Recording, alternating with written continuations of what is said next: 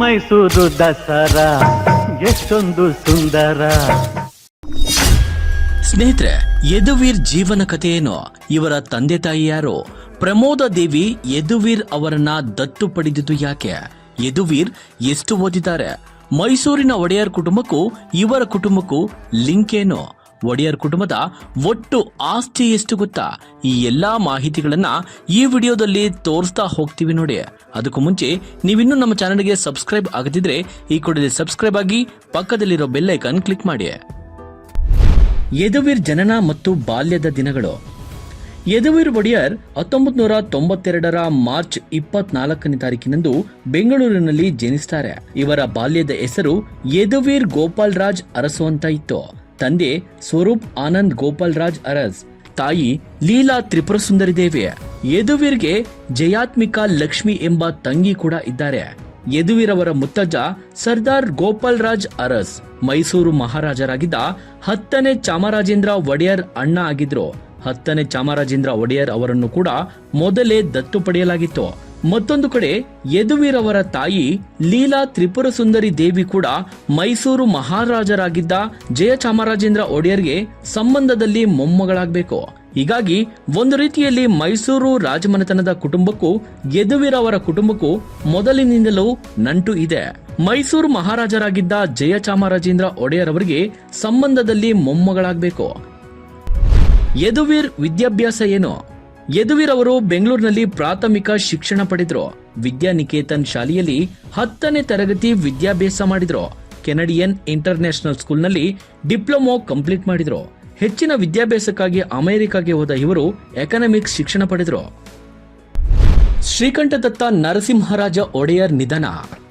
2013 December 10ನೇ ತಾರೀಕು ಶ್ರೀಕಂಠದತ್ತ ನರಸಿಂಹರಾಜ ಒಡೆಯರ್ ಅವರು ನಿಧನರಾಗ್ತಾರೆ. ಅವರಿಗೆ ಮಕ್ಕಳು ಇರಲಿಲ್ಲ. ಒಡೆಯರ್ ಅವರ ಸ್ಥಾನದ ಹೊಣೆಯನ್ನ ಸದ್ಯದ ಮಟ್ಟಿಗೆ ಪತ್ನಿ ಪ್ರಮೋದ ದೇವಿ ಅವರೇ ಹೊತ್ತಿಕೊಂಡ್ರು. ಒಡೆಯರ್ ಸಾವನ್ನಪ್ಪಿದ ಕಾರಣ ಮುಂದಿನ 1 ವರ್ಷ ಯಾವುದೇ ಸಂಭ್ರಮಾಚರಣೆ ನಡೆಸುವಂತಿರಲಿಲ್ಲ. ದಸರಾ ಮಾತ್ರ ಆಚರಿಸಬಹುದಾಗಿತ್ತು. ಶ್ರೀಕಂಠದತ್ತ ಒಡೆಯರ್ ಅವರು ನಿಧನರಾಗಿ 14 ತಿಂಗಳು ಕಳೆದ ನಂತರ ರಾಜಮಾತೆ ಪ್ರಮೋದ ದೇವಿ ಅವರು ಮೈಸೂರಿನ ರಾಜಮನೆತನದ ಉಳಿವಿಗಾಗಿ ಮಹತ್ವದ ತೀರ್ಮಾನವೊಂದನ್ನು ಕೈಗೊಂಡ್ರು. ಅದು ಏನಂದ್ರೆ, ಮಕ್ಕಳಿಲ್ಲದ ಅವರು ಸಂಪ್ರದಾಯದಂತೆ 2015ರಲ್ಲಿ ಮಗನನ್ನು ದತ್ತು ಪಡೆದುಕೊಳ್ಳೋದಕ್ಕೆ ತೀರ್ಮಾನ ಕೈಗೊಳ್ತಾರೆ.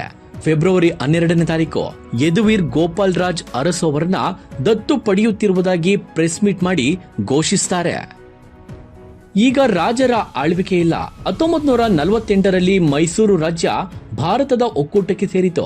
ಅಂದ್ರೆ ಸ್ವತಂತ್ರ ಪ್ರಜಾಸತ್ತಾತ್ಮಕ ಭಾರತದ ಭಾಗವಾಗಿತ್ತು. 1971ರಲ್ಲಿ ಎಲ್ಲಾ ಮಹಾರಾಜರ ಅಧಿಕಾರವನ್ನು ಕೂಡ ಭಾರತ ಸರ್ಕಾರ ಸ್ವಾಧೀನಪಡಿಸಿಕೊಂಡಿತ್ತು. ಆದರೂ ಕೂಡ ಇಂದಿಗೂ ರಾಜಮನೆತನದ ಬಗ್ಗೆ ಜನರಲ್ಲಿ ವಿಶೇಷವಾದ ಗೌರವ ಇದೆ. ನಮ್ಮ ರಾಜರು ಎನ್ನುವ ಹೆಮ್ಮೆ ಇಂದಿಗೂ ಕೂಡ ಇದೆ. ದಸರಾ ಸೇರಿದಂತೆ ಎಲ್ಲ ಧಾರ್ಮಿಕ ಹಾಗೂ ಸಾಂಸ್ಕೃತಿಕ ಕಾರ್ಯಕ್ರಮಗಳಲ್ಲಿ ಒಡೆಯರ್ ಅವರು ಭಾಗಿಯಾಗುವುದು ಮೈಸೂರಿನ ಸಂಪ್ರದಾಯವನ್ನು ಮುಂದುವರಿಸಿಕೊಂಡು ಹೋಗ್ತಿದ್ದಾರೆ. ಮೈಸೂರಿನ ರಾಜಮನೆತನದ ಸಂಪ್ರದಾಯಗಳನ್ನು ಮುಂದುವರಿಸಿಕೊಂಡು ಹೋಗಲು ಯದುವೀರ್ ಅವರನ್ನ ದತ್ತು ಪಡೆಯಲು ಮುಖ್ಯ ಕಾರಣ ಕೂಡ ಹೌದು.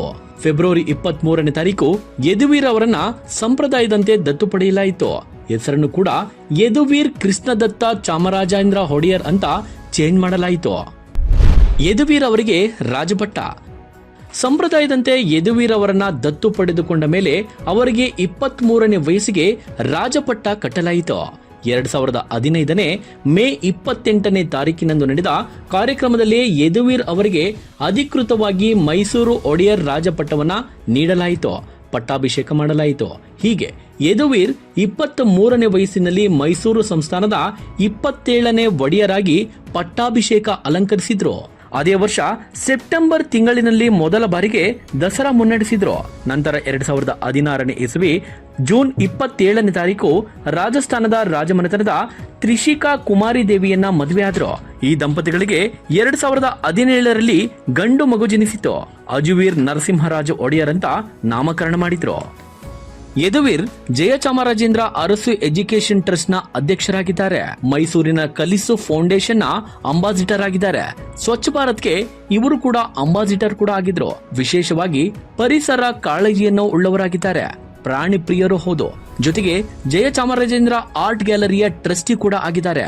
ಮೈಸೂರಿನ ಪಟ್ಟ ಅಲಂಕರಿಸಿದ ಮೇಲೆ ಕೆಲವೊಂದು ಸಾಮಾಜಿಕ ಜವಾಬ್ದಾರಿಯನ್ನು ಕೂಡ ನಿರ್ವಹಿಸಬೇಕಾಗಿದೆ. ಧಾರ್ಮಿಕ, ಸಾಂಸ್ಕೃತಿಕ, ಶೈಕ್ಷಣಿಕ ಕಾರ್ಯಕ್ರಮಗಳಲ್ಲಿ ಆಗಾಗ್ಗೆ ಭಾಗವಹಿಸುತ್ತಿರ್ತಾರೆ.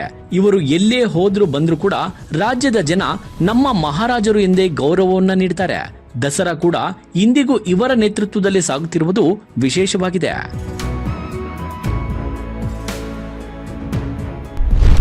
ಯದುವೀರ್ ಆಸ್ತಿ ಎಷ್ಟು? ದೇಶದ ರಾಯಲ್ ಫ್ಯಾಮಿಲಿಗಳಲ್ಲಿ ಮೈಸೂರಿನ ರಾಜಮನೆತನ ಕೂಡ ಒಂದಾಗಿದೆ. ಇದು ತಮ್ಮದೇ ಸಿಲ್ಕ್ ಬ್ರ್ಯಾಂಡ್ ಅನ್ನು ಕೂಡ ಹೊಂದಿದೆ. ಅದುವೇ ರಾಯಲ್ ಸಿಲ್ಕ್ ಆಫ್ ಮೈಸೂರ್. ಇದನ್ನ ಶ್ರೀಕಂಠದತ್ತ ಒಡೆಯರ್ ಅವರು ಪ್ರಾರಂಭ ಮಾಡಿದ್ರು. ಇದಲ್ಲದೆ ವಜ್ರ ವೈಡೂರ್ಯಗಳು ಕೂಡ ಇದ್ದು ಕೋಟಿ ಬೆಲೆ ಬಾಳುವ ಭೂಮಿ ಕೂಡ ಇವರ ಪಾಲಾಗಿದೆ. ಇದೆಲ್ಲದರ ಒಟ್ಟು ಮೌಲ್ಯ 10,000 ಕೋಟಿ ಎಂದು ಅಂದಾಜಿಸಲಾಗಿದೆ. ಶ್ರೀಕಂಠದತ್ತ ಒಡೆಯರ್ ಅವರು ಮೈಸೂರಿಂದ 4 ಬಾರಿ ಲೋಕಸಭೆಗೆ ಆಯ್ಕೆಯಾಗಿದ್ರು. ಕಾಂಗ್ರೆಸ್ನಲ್ಲಿ ಗುರುತಿಸಿಕೊಂಡಿದ್ದ ಇವರು ಒಮ್ಮೆ ಬಿಜೆಪಿಯಿಂದ ಸ್ಪರ್ಧಿಸಿ ಸೋಲನ್ನ ಅನುಭವಿಸಿದ್ರು. ಲೋಕಸಭೆ ಚುನಾವಣೆಗೆ ಮೈಸೂರು ಕೊಡಗು ಕ್ಷೇತ್ರದ ಬಿಜೆಪಿ ಅಭ್ಯರ್ಥಿಯಾಗಿ 2024ರಲ್ಲಿ ನಾಮಪತ್ರ ಸಲ್ಲಿಸಿ ರಾಜವಂಶಸ್ಥ ಯದುವೀರ್ ಕೃಷ್ಣದತ್ತ ಚಾಮರಾಜ ಒಡೆಯರ್ ಅಫಿಡವಿಟ್ನಲ್ಲಿ ತಮ್ಮ ಆಸ್ತಿ ವಿವರವನ್ನ ಹೀಗೆ ಸಲ್ಲಿಸಿದ್ದಾರೆ. ಯದುವೀರ್ ಹೆಸರಿನಲ್ಲಿ 4,99,59,303 ರು, ತ್ರಿಷಿಕಾ ಹೆಸರಲ್ಲಿ 1,04,25,000 ರು ಹಾಗೂ ಪುತ್ರನ ಹೆಸರಲ್ಲಿ 3,63,55,343 ರು ಹೊಂದಿದ್ದಾರೆ. ಸ್ನೇಹಿತರೆ, 2004ರ ಚುನಾವಣೆಯಲ್ಲಿ ಸಲ್ಲಿಸಿದ್ದ ಅಫಿಡವಿಟ್ನಲ್ಲಿ ಶ್ರೀಕಂಠದತ್ತ ಒಡೆಯರ್ ತಮ್ಮ ಆಸ್ತಿ 1,522.53 ಕೋಟಿ ರೂಪಾಯಿ ಅಂತ ಘೋಷಿಸಿಕೊಂಡಿದ್ರು. ಇದಲ್ಲದೆ ಮೈಸೂರು ಮತ್ತು ಬೆಂಗಳೂರು ಪ್ಯಾಲೇಸ್ ಸೇರಿದಂತೆ ದೊಡ್ಡ ದೊಡ್ಡ ಆಸ್ತಿ ಪಾಸ್ತಿಗಳು ಇವೆ ಎಂದು ಘೋಷಿಸಿಕೊಂಡಿದ್ರು. ಇವೆಲ್ಲ ಆಸ್ತಿ ಈಗ ಒಡೆಯರಾಗಿರುವ ಯದುವೀರ್ ಮತ್ತವರ ರಾಜ ಪರಿವಾರಕ್ಕೆ ಸೇರಿದ್ದಾಗಿದೆ. ಸ್ನೇಹಿತರೆ, ಇದು ಮೈಸೂರು ಮಹಾರಾಜ ಯದುವೀರ್ ಕೃಷ್ಣದತ್ತ ಚಾಮರಾಜ ಒಡೆಯರ್ ಅವರ ಬಗ್ಗೆ ತಿಳಿಸಿಕೊಡುವ ಪ್ರಯತ್ನ ಇದಾಗಿತ್ತು. ನಿಮ್ಮ ಅಭಿಪ್ರಾಯವನ್ನು ಕಮೆಂಟ್ ಮೂಲಕ ತಿಳಿಸಿ. ಧನ್ಯವಾದಗಳು.